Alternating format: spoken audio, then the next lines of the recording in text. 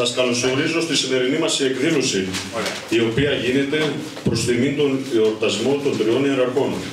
Καλωσορίζω τους αγαπητούς πατέρες, καλωσορίζω τον Αντιδήμαρχο του Δήμου μας, κύριο Θαλασσινό Γεωργιό, καλωσορίζω τον κύριο Αντιδήμαρχο του Δήμου μας, κύριο Αυγερινό Νικόλαο, καλωσορίζω τον Πρόεδρο του Δημοτικού Συμβουλίου και Πρόεδρο, τον κύριο Κέκερ Ιωάννη.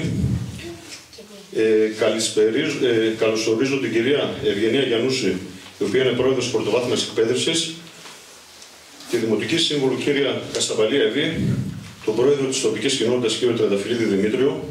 Καλωσορίζω όλους τους εκπροσώπους και τα μέλη των συλλόγων του χωριού μας. Σας ευχαριστώ όλους που δεχτήκατε την πρόσκλησή μας και παρευρίσκεστε σήμερα εδώ.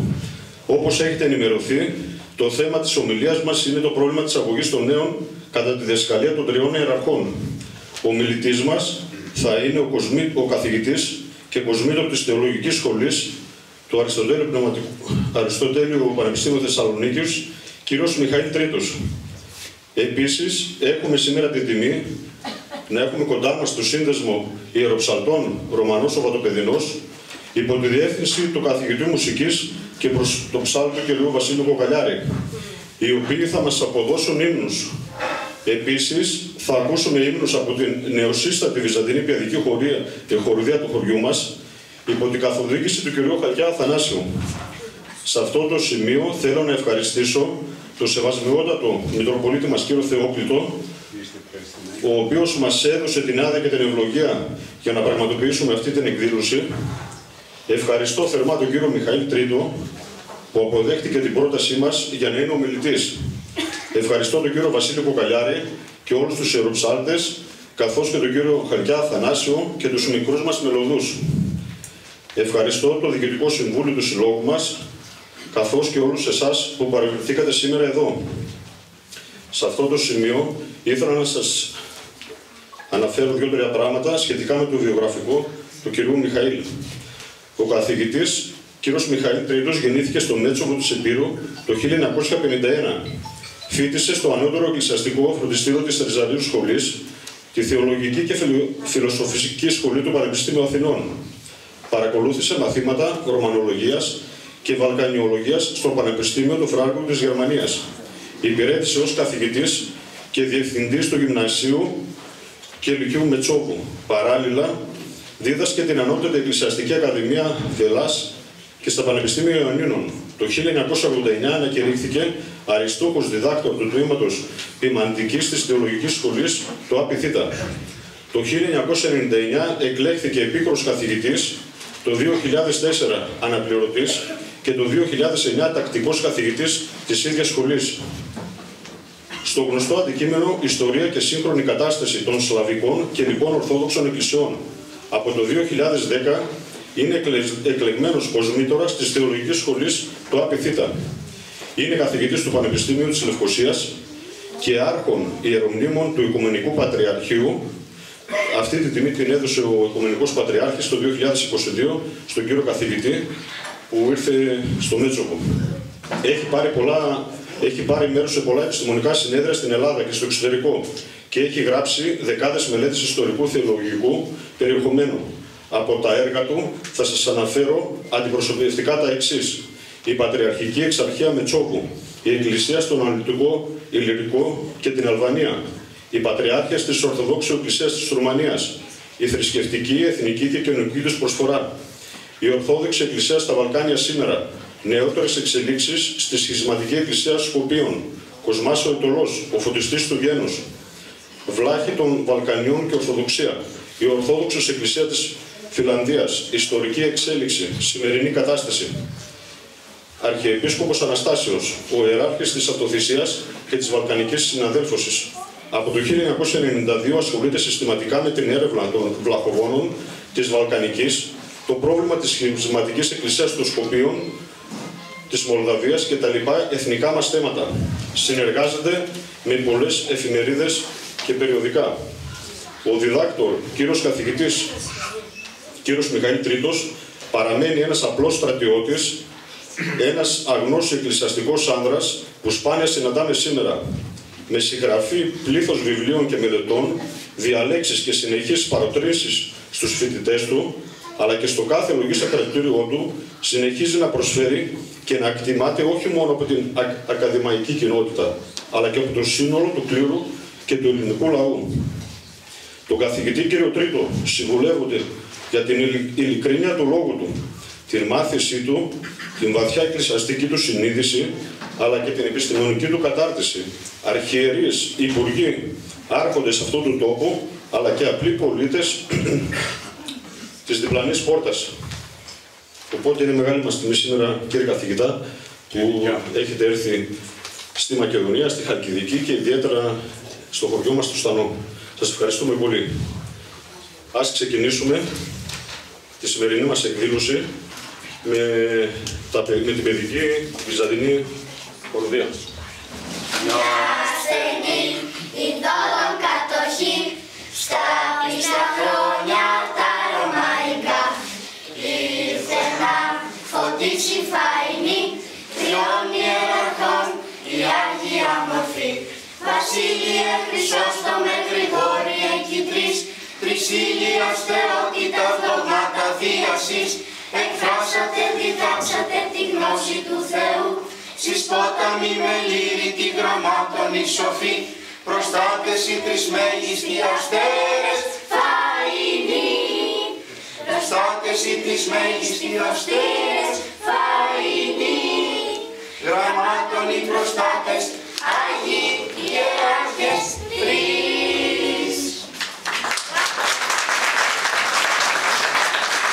Τα του φωτός δοχεία, τα σπενδοβόλους αστραπάς, βασίλειον ήλτον μέγα, Γρηγόριον θεολόγων, Χρυσόστομον Ιωάννη, ανεφημίσομεν πάντες, η ενιαία Θεότης, Πατήρ Υιός και το Πνεύμα, τες Βασιλείου πρεσβείες, Γρηγορίου και Ιωάννου και της Αγνής Θεοτόκου, μη χωριστείς εις δόξης, εις τριάδος η πρόμαχη,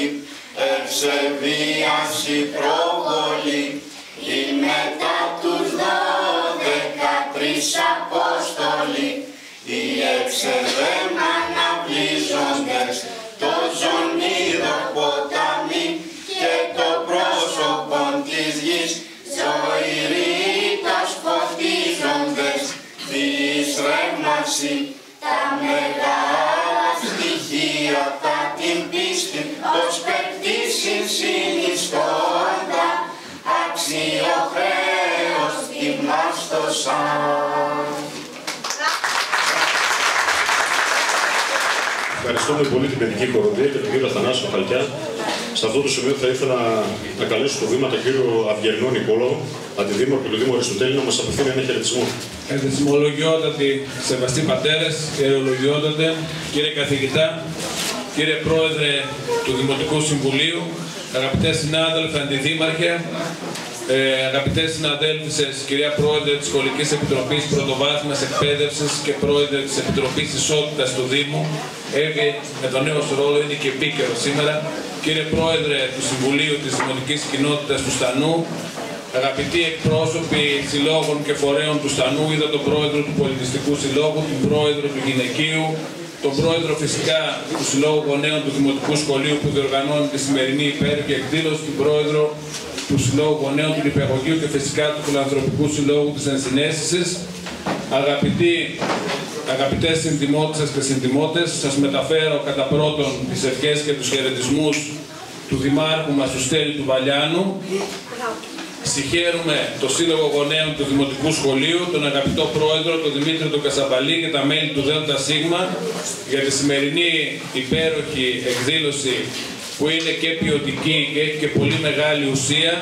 Χαιρόμαστε που γίνεται εδώ στο Στανό, ο οποίος έχει μεγάλη παράδοση και φιλάθρεμο πύλες. και στο θέμα της οικογένειας, της Ελληνοορθόδοξης, που είναι η καλύτερη στον κόσμο, με την τοπική μας Αγία, που εδώ στο ναό της, στην αίθουσα του ναού της γίνεται η σημερινή εκδήλωση. Οπότε είναι πολύ επίκαιρο το θέμα και η διδασκαλία των τριών ιεραρχών, κύριε καθηγητά, είναι εξίσου επίκαιρη σήμερα, διαβάζοντας κανείς τα κείμενα και τους λόγους των τριών ιεραρχών. Προσωπικά είχα διαβάσει ένα βιβλίο του Αγίου Άννου του Χρυσοστόμου για το γάμο, την οικογένεια και τα προβλήματά τους, που γράφτηκε τον 4ο αιώνα. Υπήρχαν ακριβώς τα ίδια προβλήματα και είναι εξίσου επίκαιρο σήμερα. Ακόμα και για τα θέματα που διαδραματίζονται τελευταία στην πατρίδα μας, είχε μιλήσει για όλα, υπήρχαν και τότε, δεν είναι σημερινά. Οπότε χαιρετίζουμε ιδιαίτερα αυτή την εκδήλωση.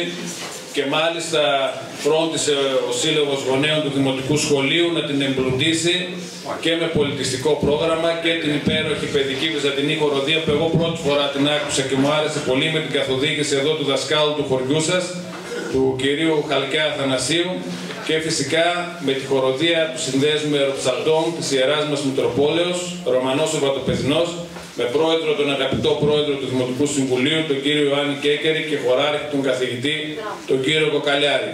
Ευχόμαστε καλή επιτυχία στην εκδήλωση και μακάρι να συνεχίσουν στο στανό να γίνονται εκδηλώσεις με αυτή την ποιότητα και με αυτόν τον προσανατολισμό. Καλή επιτυχία και πάλι. Σεβαστέ Πάτερ, αδελφοί μου, σας καλωσορίζουμε απόψε στην εκδήλωσή μας.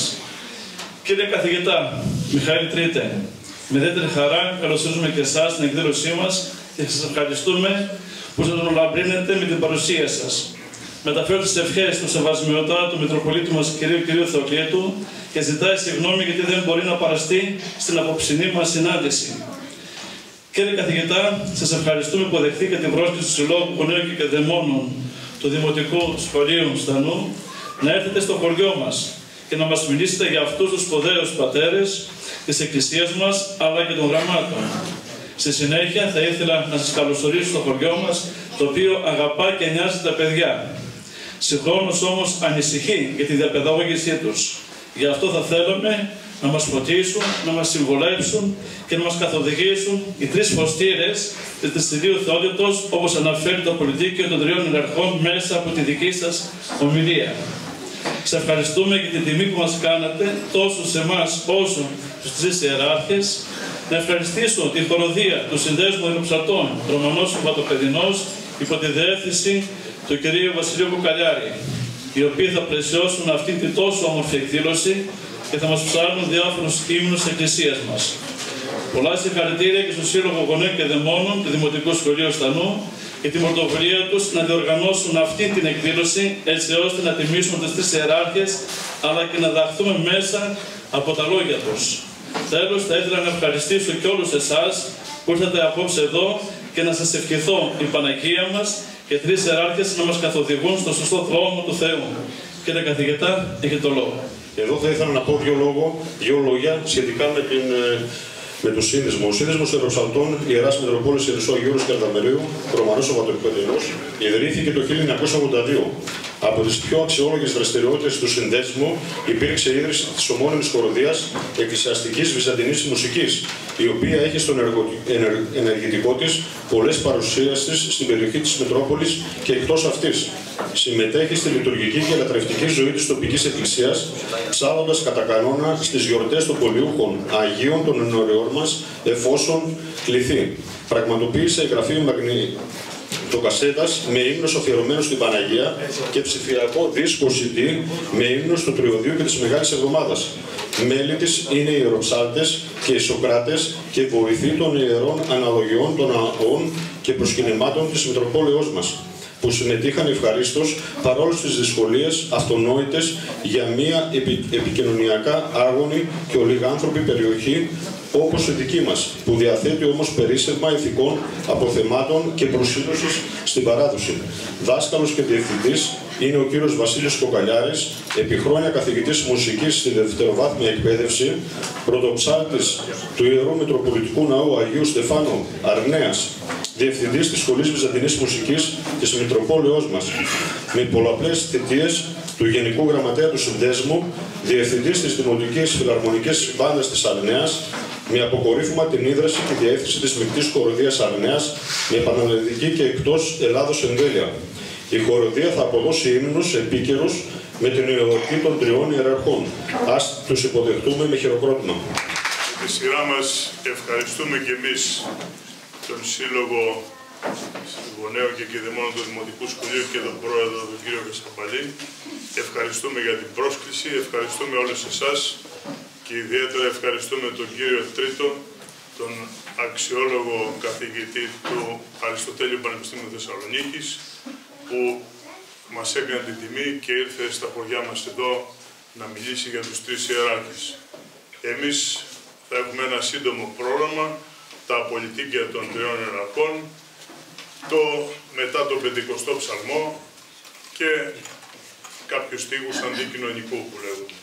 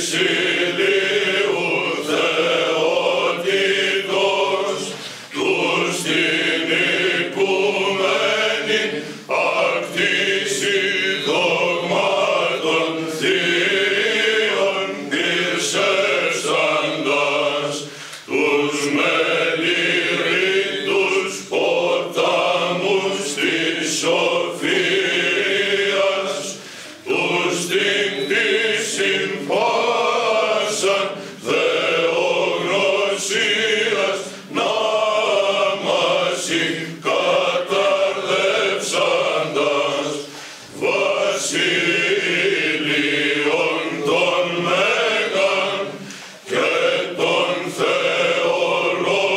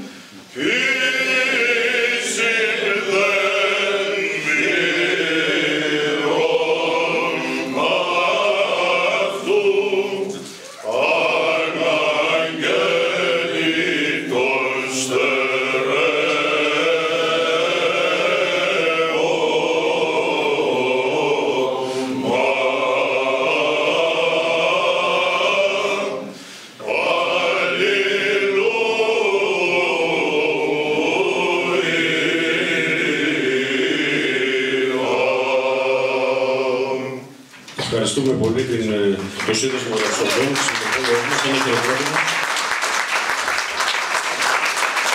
Θα ήθελα να καλέσω στο βήμα τον κύριο καθηγητό καθηγητή για να ξεκινήσουμε την ομιλία μας. Θα γιορτάσουν σε λίγες μέρες τους 3 μεγίστους φωστήρας της Τρισηλίου Θεότητος. Τας μυστικάς του πνεύματος Σάλπιγγας, τα πάνχρυστα στόματα του Λόγου, τους 3 μεγάλους ιεράρχες και οικουμενικούς διδασκάλους, Βασίλειον τον Μέγαν, Γρηγόριον των Θεολόγων και Ιωάννην των Χρυσόστομων.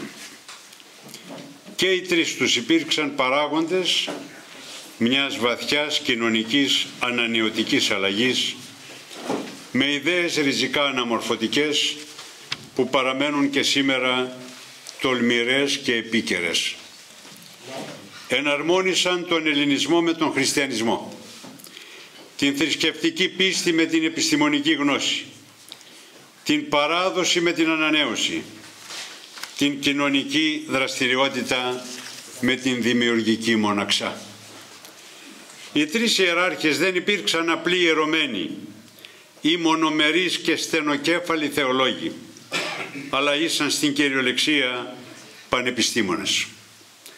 Χρειάζεται να διαβάσει κανείς την εξαήμερο του Μεγάλου Βασιλείου για να θαυμάσει τις γνώσεις του ανδρός στη φυσική, τη βιολογία και την αστρονομία, ή τους περί ιεροσύνης λόγους του Χρυσοστόμου για να θαυμάσει τον βαθύτατο ανατόμο της ανθρώπινης ψυχής, αλλά και του σώματος, δηλαδή τον ψυχολόγο και τον ιατρό, ή τα έπι του Γρηγορίου του Θεολόγου, τα οποία έγραψε σε ομηρική γλώσσα, για να σταθεί έκθαμβος μπροστά στον ανυπέρβλητο όχι μονάχα φιλόλογο, αλλά και φιλόσοφο της γλώσσας.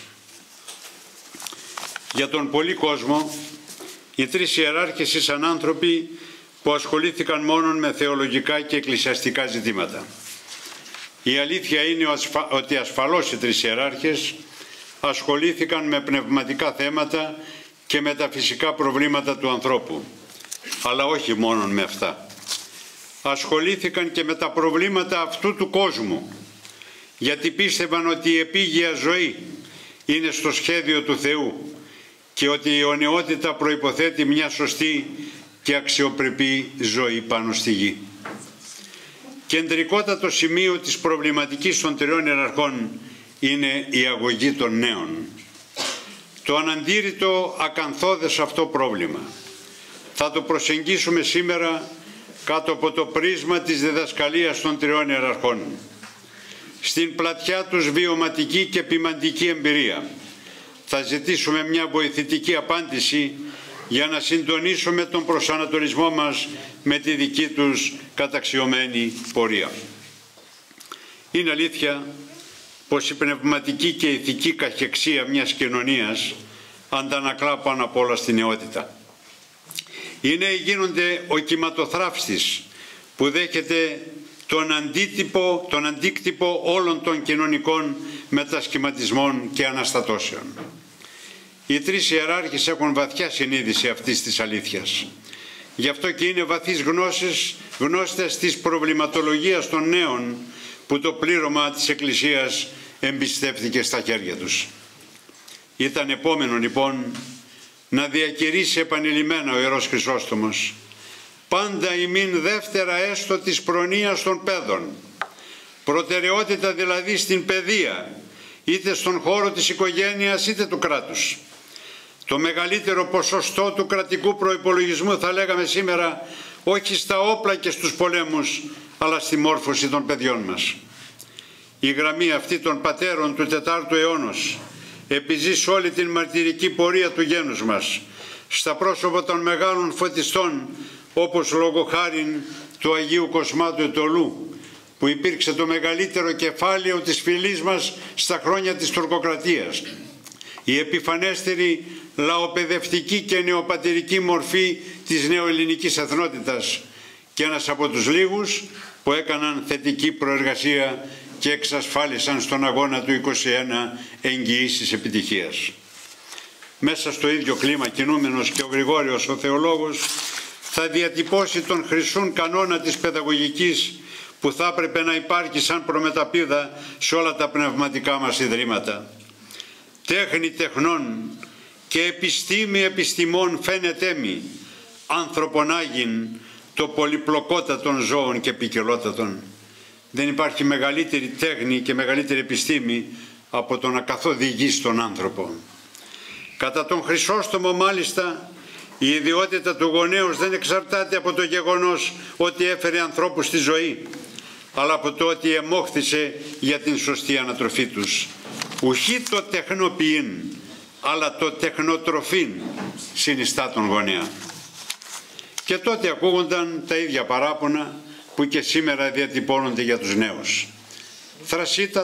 Θρασίτητα, ανυπακοή, επανάσταση, ασέβεια, αναρχία της νεολαίας. Πάντα η σχέση των μεγαλύτερων προς τους νέους είναι διαλεκτική και αντιθετική. Οι τρεις ιεράρχες όμως εντοπίζουν την παρατηρούμενη ανησυχητική πορεία της νεολαίας στην έλλειψη επαρκούς φροντίδος εκ μέρους των μεγαλύτερων και στην ελαττωματικότητα της προσφερόμενης αγωγής. Είναι αλήθεια πως σαν γονείς, δάσκαλοι κτλ. Μοιάζουμε σαν να θέλουμε να δρέψουμε εξακανθών στα φύλας και από τριβόλων σίκα. Ζητάμε από την νεολαία μας να έχει εκείνα που εμείς όμως δεν τις παρέχουμε. Ερωτά ελεγκτικά ο Ιερός Χρυσόστομος. Θέλεις παιδί υπάκουο? Από τα πρώτα βήματά του ανέθρεψέ το εν παιδεία και νουθεσία Κυρίου. Ποια είναι όμως η αγωγή που προτείνουν ως χριστιανοί οι τρεις ιεράρχες? Η αγωγή που αυτοί κρίνουν απαραίτητη για την νεολαία καταξιώνεται κάτω από το φως του προορισμού του ανθρώπου, που είναι κατά το Μέγα Βασίλειο ο αγώνας ομοιωθήνε Θεό κατά το δυνατόν ανθρώπου φύσιν. Ομοίωσης δε ούκαν ευγνώσεως ή δε γνώσης ούκ εκτός διδαγμάτων. Για τον Μέγα Βασίλειο η αγωγή πρέπει να είναι υπηρετική του προορισμού του ανθρώπου. Η φύση, η αξία και ο προορισμός του ανθρώπου θα καθορίσουν τον σκοπό προς τον οποίο θα αποβλέπει η αγωγή. Χωρίς να παραθεωρεί τις βιωτικές ανάγκες και την απόκτηση δεξιοτήτων που θα εξυπηρετούν την παρούσα ζωή, ο Μέγας Βασίλειος στρέφει την προσοχή της αγωγής σε στόχους υψηλούς και αυτόχρημα ουρανίους. Πιο συγκεκριμένα, σκοπός της ζωής και της αγωγής είναι η προσέγγιση του ανθρώπου με το Θεό. Στην προοπτική αυτή τα επίγεια αγαθά έχουν σχετική αξία. Έτσι στην εποχή μας που τίθενται ως σκοποί της αγωγής πολύ υγιεινές και ηλιστικές επιδιώξεις, είναι αναγκαίο να ακουστούν τα υψηλά συνθήματα περί αιωνίων σκοπών του Μεγάλου Βασιλείου. Χωρίς να παραθεωρεί την θύραθεν και κοσμική παιδεία, ο Άγιος Πατήρ προτάσει την θρησκευτική αγωγή των παιδιών. Η εγκύκλειος παιδεία χωρίς την κατά Χριστόν αγωγή είναι ματαία και οδηγεί σε αδιέξοδο. Εις τι συνίσταται λοιπόν η χριστιανική προοπτική του παιδευτικού φαινομένου? Ο στόχος της χριστιανικής αγωγής βρίσκεται έξω από τον κόσμο, πέρα από το στενόν ορίζοντα της εγκόσμιας προοπτικής. Το αρχέτυπο στο οποίο κατατείνει η παιδευτική μας πορεία είναι ο Θεάνθρωπος Χριστός και ο Ανθρωπόθεος, ο Θεωμένος εν Χριστώ άνθρωπος. Πορεία προς τον Χριστόν είναι η αγωγή που προσφέρουν οι τρεις ιεράρχες. Ο Χριστός είναι για αυτούς το μόνο σταθερό σημείο προς ανατολισμό της υπάρξεώς μας. Η δε εν Χριστώ ζωή η μόνη πραγματικότητα. Η προοπτική τους άρα είναι καθαρά χριστοκεντρική. Ανάθρεψε έναν αθλητή για τον Χριστό, λέγει ο Χρυσόστομος. Δεν σου λέω με αυτό να κρατήσεις το παιδί σου ανήπαντρο και να το στείλεις στην έρημο ή να το αναγκάσεις να γίνει μοναχός. Ανάθρεψε λοιπόν έναν αθλητή του Χριστού και μάθε τον και σαν άνθρωπος του κόσμου τούτου να είναι ευσεβής από μικρός. Δεν αντιμετωπίζουν άρα τον άνθρωπον ανθρωποκεντρικά οι τρεις ιεράρχες. Δεν τον περιορίζουν ασφικτικά στα πλαίσια του φυσικού κόσμου. Αρνούνται να δουν τον άνθρωπο πολύ περισσότερο σαν ένα απλό συμβεβικός, σαν ένα τυπικό επεισόδιο στη διαιώνια διαδρομή του κόσμου. Τον βλέπουν όπως είναι, σαν τέκνον Θεού, γι' αυτό δεν ζητούν να προβάλλουν το ανθρώπινο του ανθρώπου, αλλά τις θείες καταβολές που υπάρχουν μέσα στον άνθρωπο για να οδηγήσουν τον άνθρωπο προς το αρχέτυπό του τον Χριστό. Πώς όμως αντιμετωπίζουν το παιδευτικό φαινόμενο καθεαυτό οι τρεις ιεράρχες.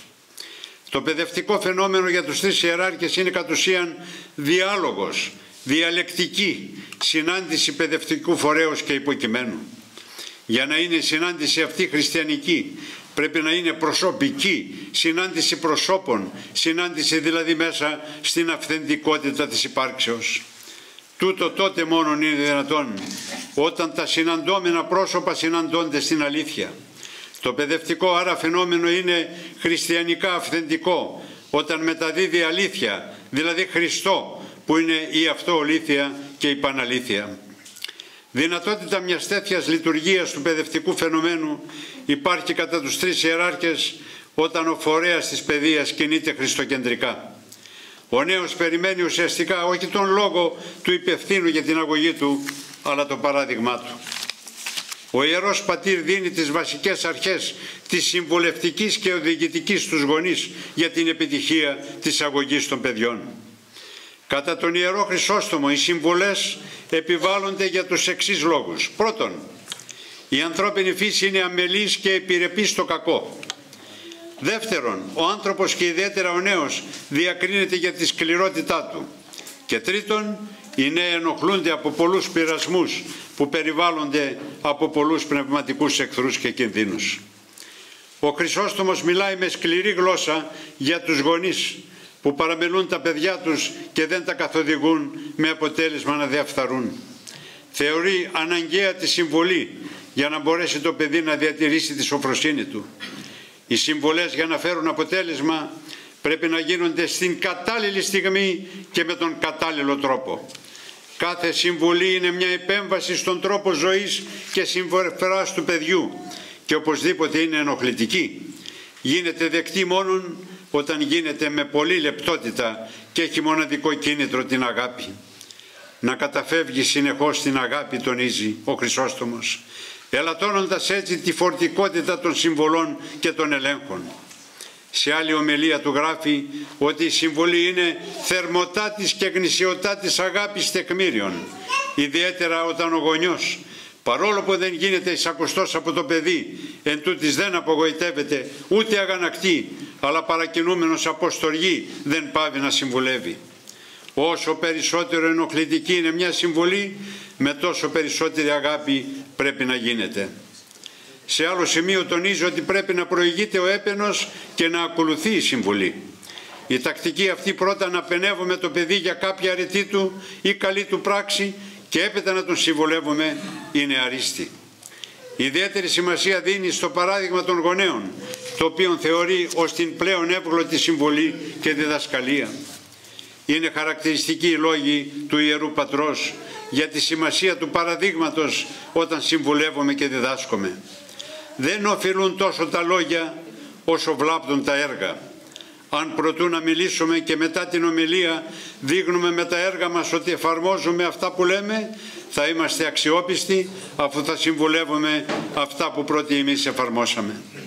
Όταν προηγείται η πράξη, ακόμη και αν δεν ακολουθήσει η διδασκαλία, αρκούν τα έργα να διδάξουν λαμπρότερα από την προφορικό λόγο εκείνους που μας παρακολουθούν. Ένα άλλο μεγάλο κοινωνικό θέμα που προσεγγίζουν οι τρεις ιεράρχες και ιδιαίτερα ο Ιερός Χρυσόστομος είναι η οικογένεια. Το οικογενειακό περιβάλλον για να επιτύχει τον προορισμό της πρέπει κατά τους τρεις ιεράρχες να είναι πρώτον περιβάλλον ενότητας. Ισχυρό εφόδιο των γονέων για τη δική τους ευτυχισμένη ζωή αλλά και για την επιτυχία του έργου της αγωγής των παιδιών είναι η μεταξύ τους ενότητα και αγάπη. Η ενότητα και συνεργασία των γονέων μέσα στην οικογένεια θα ευνοήσει την επιτυχημένη αγωγή των παιδιών. Το παιδί της ενωμένης οικογένειας είναι απαλλαγμένο από φόβους και εσωτερικές ανησυχίες και βρίσκει αυτό που ονομάζουμε αίσθημα ασφάλειας. Αντίθετα, όταν λείψει η ενότητα από το οικογενειακό περιβάλλον, η ζημιά που θα προέλθει σχετικά με την αγωγή των παιδιών θα είναι ανυπολόγιστη. Τα παιδιά των διαιρημένων οικογενειών διακατέχονται από μεγάλη εσωτερική ανησυχία, από φόβους και πλήρη αβεβαιότητα για το μέλλον και τη ζωή τους. Δεύτερον, να είναι περιβάλλον ειρήνης. Για την καλή διαπαιδαγώγηση των παιδιών Αναγκαία είναι η επικράτηση της ειρήνης μέσα στο σπίτι, η εξασφάλιση της οικογενειακής ηρεμίας και γαλήνης. Τα παιδιά, λέγει ο Ιερός Χρυσόστομος, έχουν πολύ να ωφεληθούν από την ατμόσφαιρα αυτή της ηρεμίας και της γαλήνης. Όταν το οικογενειακό περιβάλλον είναι ταραγμένο, όταν οι γονείς έρχονται σε προστριβές και διαπληκτίζονται και μάλιστα μπροστά στα παιδιά, τότε αυτά στενοχωρούνται, ταράζονται, θλίβονται, δεν μπορούν να συγκεντρωθούν, χάνουν την όρεξη για τα μαθήματα και την εργασία τους. Πολλά παιδιά, τα περισσότερα που παρασύρθηκαν στην ανηθικότητα και διαφθορά ή στα δίχτυα του λευκού θανάτου ή εντάχθηκαν σε ομάδες αναρχικών, ανήκουν σε τέτοια ταραγμένα οικογενειακά περιβάλλοντα. Τρίτον, περιβάλλον αγάπης. Ο Άγιος Γρηγόριος ο θεολόγος υποστηρίζει ότι η αγάπη είναι το πιο απαραίτητο στοιχείο που πρέπει να κυριαρχεί στο οικογενειακό περιβάλλον. Με την αγάπη λύνονται πολλά οικογενειακά προβλήματα. Αντιμετωπίζονται δυσχερείς οικογενειακές καταστάσεις. Ευωδούνται όλες οι καλές προσπάθειες των μελών της οικογένειας. Όμως η αγάπη αποκτάται και διατηρείται με κόπους και θυσίες. Με θυσίες του εγωισμού, των ιδιοτροπιών και εκοπή και αποβολή των ψυχικών παθών. Τα παιδιά που ανατρέφονται σε ένα οικογενειακό περιβάλλον στο οποίο επικρατεί η αγάπη είναι όντως ευτυχισμένα. Από τέτοια περιβάλλοντα στοργής και τρυφερότητας αναδείχθηκαν κατά κύριο λόγο οι μεγάλοι αργάτοι της αγάπης και της φιλανθρωπίας, οι τρεις ιεράρχες, ένας Μέγας Βασίλειος, ένας Γρηγόριος ο θεολόγος, ένας Ιωάννης ο Χρυσόστομος. Τέταρτον, περιβάλλον ελευθερίας. Θεμελιώδης αρχή για μια επιτυχημένη αγωγή των παιδιών είναι η αρχή της ελευθερίας. Αγωγή χωρίς σεβασμό της ελευθερίας είναι αγωγή αντραπόδου, στερημένη από κάθε νόημα και ουσία. Κλίμα ελευθερίας, λέγει ο Ιερός Χρυσόστομος, πρέπει να επικρατεί και στο οικογενειακό περιβάλλον. Θα βιούνται από τους γονείς και θα προβάλλονται οι ηθικές αξίες, ποτέ όμως δεν θα επιβάλλονται στα παιδιά. Εκείνο που πρέπει να κάνει ο γονέας, ιδίως με τα μεγάλα παιδιά του, είναι να ανοίξει διάλογο μαζί τους, με τον οποίο θα προσπαθήσει όχι να επιβάλλει τη γνώμη του, αλλά να πείσει για το ορθό και επιβεβλημένο. Ιδιαιτέρως ο Μέγας Βασίλειος τονίζει το θέμα του σεβασμού της ελευθερίας του παιδιού. Διότι πολλοί γονείς που θέλησαν από καλή πρόθεση, αναμφίβολα, να επιβάλλουν στα παιδιά τους αναγκαστικά το πιστεύω τους και τις αρχές τους, βρέθηκαν πολύ γρήγορα μπροστά σε ανεπιθύμητα αποτελέσματα, σε αρνήσεις και ανταρσίες, ακόμη και σε οριστικές απομακρύνσεις, όχι μόνο από το σπίτι, αλλά και από τις πνευματικές και ηθικές αρχές. Πέμπτον, περιβάλλον αισιοδοξίας. Η ζωή κάθε οικογένειας κυλάει ανάμεσα σε ευτυχή γεγονότα αλλά και σε δοκιμασίες και θλίψεις. Θα χαρεί η οικογένεια τα ευχάριστα. Θα κληθεί όμως να αντιμετωπίσει και τα θλιβερά, που είναι και τα περισσότερα. Οικονομική δυσπραγία, αρρώσκες, θάνατοι, άλλες ατυχίες. Ποια θα είναι η στάση της οικογένειας? Με αισιοδοξία, με ελπίδα και θάρρος, τονίζει ο Μέγας Βασίλειος. Η αισιόδοξη και γεμάτη ελπίδα στάση των γονέων απέναντι στα δυσάρεστα της ζωής ασκεί πολύ ευεργετική επίδραση στις ψυχές των παιδιών και τα ετοιμάζει να αντιμετωπίζουν με γενναιότητα τη ζωή και να μην κάμπτονται και αποθαρρύνονται από τις δυσκολίες που θα συναντήσουν. Ενώ μια απεσιόδοξη αντιμετώπιση και παράδοση των γονέων σε απελπισία θα κάνει το παιδί δειλό, κομπλεξικό, φοβισμένο και καθόλου ανθεκτικό στα σκληρά κτυπήματα της ζωής. Και η αισιοδοξία αυτή των χριστιανών γονέων δεν είναι ουτοπική. Στηρίζεται σε γερή βάση, στην παρουσία του Θεού στη ζωή μας. Ο Ιερός Χρυσόστομος θα μας πει μεγάλη η δύναμη της ελπίδας στον Κύριο. Φρούριο αχύρωτο, τείχος άμαχο, συμμαχία καταγόνιστη, λιμένας εύδιος, πύργος ακαταμάχητος, όπλο αίτητο, δύναμη που δεν καταβάλλεται και που δεν βρίσκει λύση και εκεί όπου υπάρχουν αδιέξοδα. Έκτον, περιβάλλον κοινωνικότητας. Η οικογένεια προκειμένου να ασκήσει αυθεντική μορφωτική επίδραση στα παιδιά δεν πρέπει να είναι απομονωμένη από τον γύρο της κόσμο, αλλά ανοιχτή προς την κοινωνία. Στην οικογένεια να καλλιεργείται η κοινωνικότητα, διότι προορισμός του παιδιού μόλις μεγαλώσει είναι να ενταχθεί στον ευρύτερο κόσμο της κοινωνίας. Και πρέπει η ένταξη αυτή, για να είναι ομαλή και επιτυχημένη, να έχει προετοιμαστεί επιμελώς από την οικογένειά του. Το οικογενειακό περιβάλλον, γράφει ο Χρυσόστομος, πρέπει να είναι και κοινωνικό. Η οικογένεια δηλαδή να παρέχει ευκαιρίες στα παιδιά επαφής με άλλες οικογένειες και άλλα παιδιά. Είτε με φιλικές επισκέψεις, είτε με διοργάνωση αθώων διασκεδάσεων, όπου θα συμμετέχουν και παιδιά, είτε με την ενθάρρυνση για τη σύναψη υγιούς και δημιουργικής φιλίας. Όταν όμως λέμε κοινωνικό άνοιγμα της οικογένειας, δεν εννοούμε κοσμικότητα. Το κοινωνικό περιβάλλον πρέπει να είναι αξιοπρεπές, κόσμιο, διεπόμενο από υγιείς αρχές. Χρειάζεται λοιπόν προσοχή στην ποιότητα των κοινωνικών σχέσεων. Οι σωστοί γονείς καλούνται να αποτρέψουν από την επιβλαβή κοσμικότητα και να ενθαρρύνουν την υγιή κοινωνικότητα των παιδιών και να τα ετοιμάσουν σε μια ομαλή, επιτυχημένη κοινωνική ένταξη. 7. Περιβάλλον ηθικότητας. Είναι γνωστό ότι ο ηθικός χαρακτήρας του παιδιού, λέγει ο Χρυσόστομος, διαμορφώνεται κυρίως στα παιδικά του χρόνια.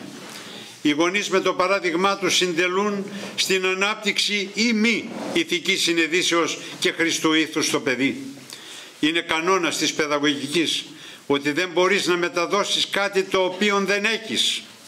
Και για να κάνουν ηθικά τα παιδιά τους πρέπει οι ίδιοι να έχουν αγωνιστεί και να έχουν εκριζώσει τα πάθη από τις ψυχές τους, το φθόνο, το θυμό, την πλεονεξία, τη φελαργερία, το μίσος κτλ. Το ηθικό κλίμα της οικογένειας, το αυθεντικό και γνήσιο, θα διαπλάσει τους χαρακτήρες εκείνους, τους ισχυρούς, τους αγνούς, τους ανώτερους που θα διαπρέψουν αύριο στην κοινωνία και θα σταθούν βράχοι ηθικής σταθερότητας στο επάγγελμα, στο καθήκον, στην αποστολή που θα κληθούν να εκπληρώσουν μέσα στον κόσμο. Όλοι μας πρέπει να αναλάβουμε εκστρατεία ηθικής ανορθώσεως της οικογένειας, για να καταστεί αυτή εργαστήριο προσωπικότητων, μέτρα αναγεννημένων ανθρώπων, φορέων ανωτέρας πνευματικότητας και ηθικής. Και 8. Περιβάλλον πίστεως. Το σπουδαιότερο όμως που έχει να προσφέρει το οικογενειακό περιβάλλον στο παιδί είναι η χριστιανική πίστη. Η οικογένεια πρέπει να είναι διαποτισμένη από την ορθόδοξη χριστιανική πίστη. Αποτέλεσμα της θρησκευτικής πίστεως που επικρατεί στο οικογενειακό περιβάλλον είναι και το καθήκον της προσευχής των γονέων για τα παιδιά τους. Ο Χρυσόστομος τονίζει «Δίγαρ συμβολής και ευχής». Χρειάζεται και η συμβολή και η προσευχή. Δάσκαλοι και γονείς δεν έχουμε προσέξει τον υπερφυσικό αυτό παράγοντα, γιατί είναι λίγη η πίστη μας και υποτονική η πνευματική μας ζωή.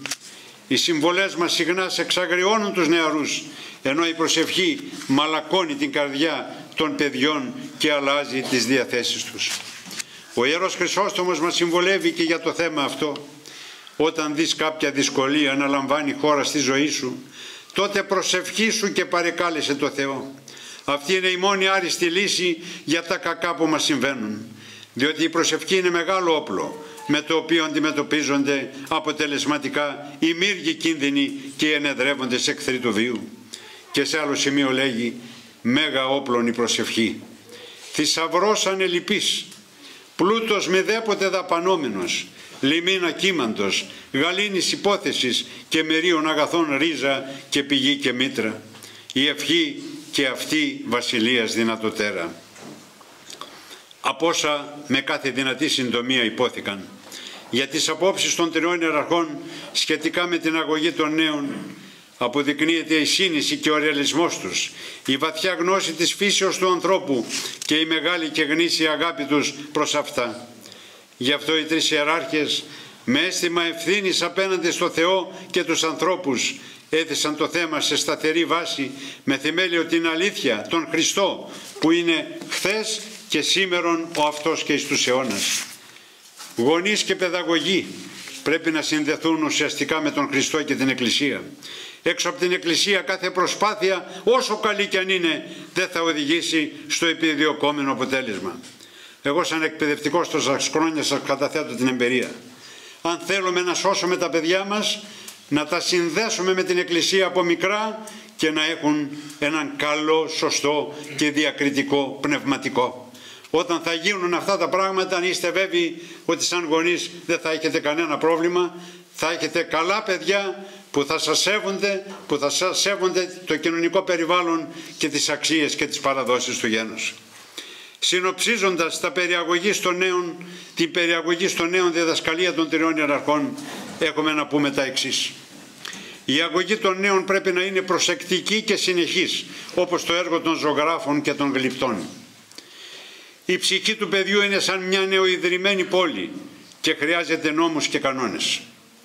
Το παραδειγματικό στοιχείο που παίζει πρωταρχικό ρόλο στη σύγχρονη παιδαγωγική έχει και στη διδασκαλία των τριών ιεραρχών την πρώτη θέση. Οι τρεις ιεράρχες θεωρούν την αγωγή της οικογένειας απόλυτα αναγκαία. Όταν ως γονέας δεν σοφρονήσεις το παιδί σου, θα το πάρει η διεφθαρμένη κοινωνία και θα καταλήξει στα δικαστήρια και τις φυλακές. Τέλος, συνιστούν την χρήση παιδαγωγικών σοφρονιστικών μέσων. Μελετώντας τα περιαγωγής των νέων θέσεις των τριών ιεραρχών, διαπιστώνουμε την σύνεση, τον ρεαλισμό, την βαθιά γνώση της φύσεως του ανθρώπου και τη μεγάλη και γνήσια αγάπη προς Αυτόν. Γι' αυτό οι τιμόμενοι Άγιοι, με αίσθημα ευθύνης έναντι Θεού και ανθρώπων, έθεσαν το θέμα της αγωγής σε σταθερή βάση, με θεμέλιο τη σαρκωμένη αλήθεια τον Ιησού Χριστό, που είναι χθες και σήμερον ο αυτός και εις τους αιώνας. Είναι αλήθεια ότι οι σημερινές οργανωμένες κοινωνίες, με την αγωγή που προσφέρουν, αποβλέπουν στη μελλοντική επαγγελματική αποκατάσταση των νέων, στην ένταξή τους στο κοινωνικό σύνολο, στην ανάπτυξη κάποιων ικανοτήτων και δεξιοτήτων και αγνοούν την καλλιέργεια της ψυχής που είναι η ψυχή του πολιτισμού. Ένας μεγάλος Γερμανός παιδαγωγός, ο Βίκτορ Χέσεν, έλεγε «Ψυχή του πολιτισμού είναι η καλλιέργεια της ψυχής». Και όταν το παιδί πάρει σωστή χριστιανική αγωγή, είναι κατά τους ψυχολόγους ισορροπημένο παιδί. Ένας μεγάλος ψυχολόγος, ο Γιούγκ, έλεγε ότι αν θέλεις να είσαι ισορροπημένος τύπος, πρέπει να συνδυάζεις ισομερώς το στοιχείο της ενδοστρέφειας και το στοιχείο της εξωστρέφειας. Η χριστιανική ζωή προσφέρει και τα δυο. Ενδοστρεφής είναι ο χριστιανός που ανατρέπει στην μέθοδο του αυτοελέγχου, της αυτοκριτικής, της νύψεως και της προσευχής, το να γυρίζει δηλαδή στον εαυτό του και να κάνει αυτοκριτική, όπως οι αρχαίοι Πυθαγόροι πριν κοιμηθούν το βράδυ έλεγαν τι έκανα από το πρωί μέχρι το βράδυ, τι κακό έκανα, αλλά και τι καλό μπορούσα να κάνω και δεν το έκανα. Η παράληψη της διαπράξεως του καλού είναι εξίσου αμάρτημα για τον χριστιανό. Και το άλλο είναι το στοιχείο της εξωστρέφειας. Ο χριστιανός στρέφεται στον έξω κόσμο. Έχει ως διακριτικό γνώρισμα την αγάπη.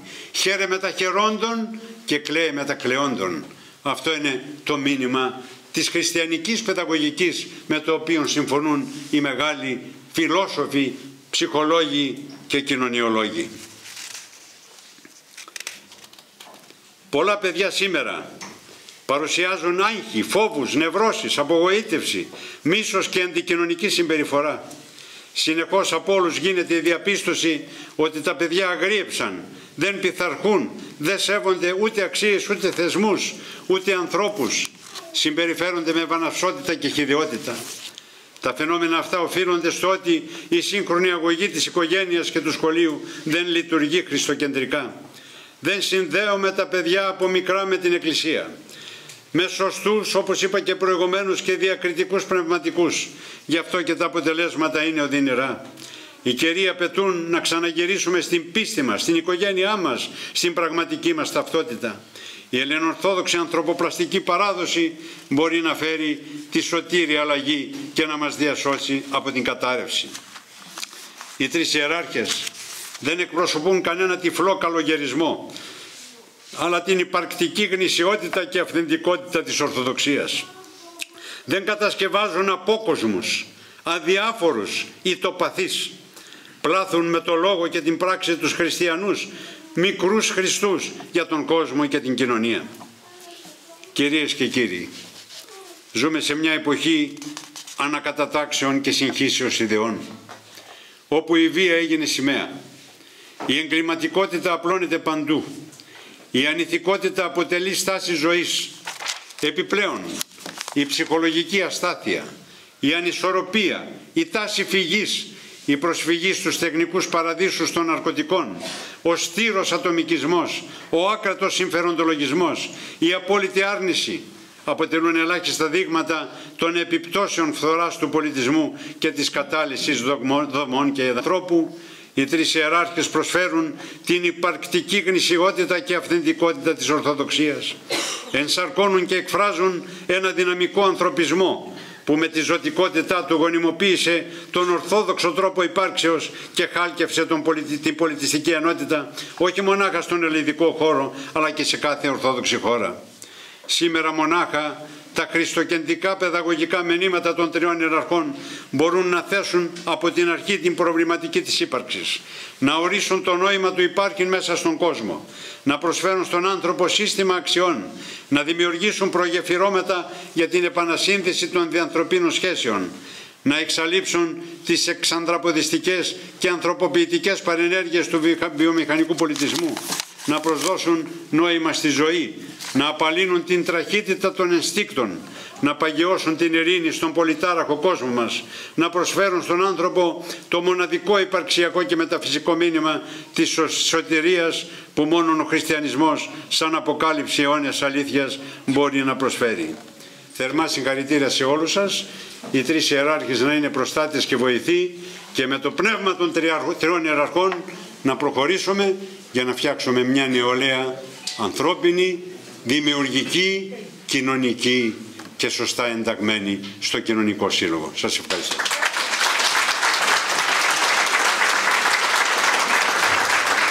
Ευχαριστούμε τον κύριο καθηγητή. Στο τέλος έχουμε ένα μπουφέ για τον κόσμο. Μπορείτε να περάσετε από εκεί να σας ευχαριστήσουμε. Θα παρακαλούσα τους άρχοντες και τους πατέρες εδώ να καθίσουν για ένα κέρασμα.